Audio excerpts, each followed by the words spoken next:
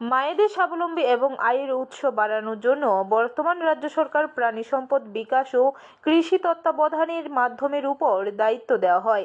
বৃহস্পতিবার মোহনবুক আরডি ব্লকের অন্তর্গত বানিয়াছড়া গ্রাম পঞ্চায়েতের অধীনস্থ হয় সবজি প্রদর্শনী মেলা। এই সবজি প্রদর্শনী মেলা ব্লক এগ্রিকালচার এবং প্রাণী সম্পদ বিকাশের মাধ্যমে 460 বেনিফিশিয়ারিদেরকে দেওয়া হয় কোদাল, হাঁসের বাচ্চা, বিভিন্ন চারা, গরুর খাবারের জন্য দেওয়া হয় গামলা।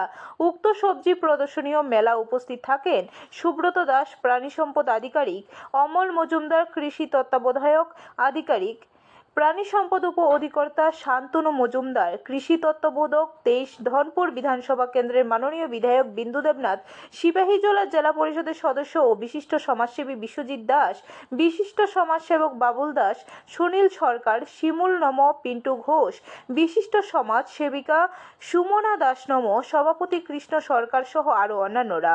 অনুষ্ঠানে বক্তাদের অধিকাংশ ক্ষেত্রে আলোচনা উঠে আসে বর্তমান সরকার মায়েদের বোনদের কৃষি ও প্রাণী সম্পদ ক্ষেত্রে দুগ্ধ উৎপাদন থেকে শুরু করে স্বাবলম্বী করার ক্ষেত্রে যে অগ্রণী ভূমিকা রাখছে তা বক্তারা প্রশংসা করেন।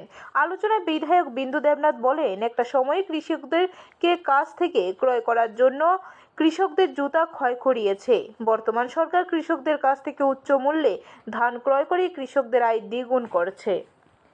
ধান ক্রয় করতে হবে করে মিছিল করা হতো, কিন্তু প্রকৃতপক্ষে ধান তারা ক্রয় করেনি, আমাদের জুতা ক্রয় করেছে। বর্তমান সরকার, আমাদের প্রাক্তন মুখ্যমন্ত্রী বিপ্লব কুমার দেবের নেতৃত্বে যখন সরকার গঠিত হয়, সেই সরকার প্রথমবারের মতো আমাদের ন্যায্য মূল্যে ধান ক্রয় শুরু হয়। কেজি প্রতি 17 টাকা, আজকের দিনে 23 টাকা।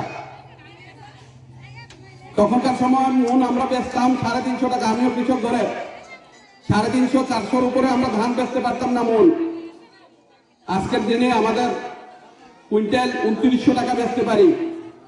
এটা সত্যি আমাদের সরকারের প্রচেষ্টা। ব্যুরো রিপোর্ট, খবর ত্রিপুরা।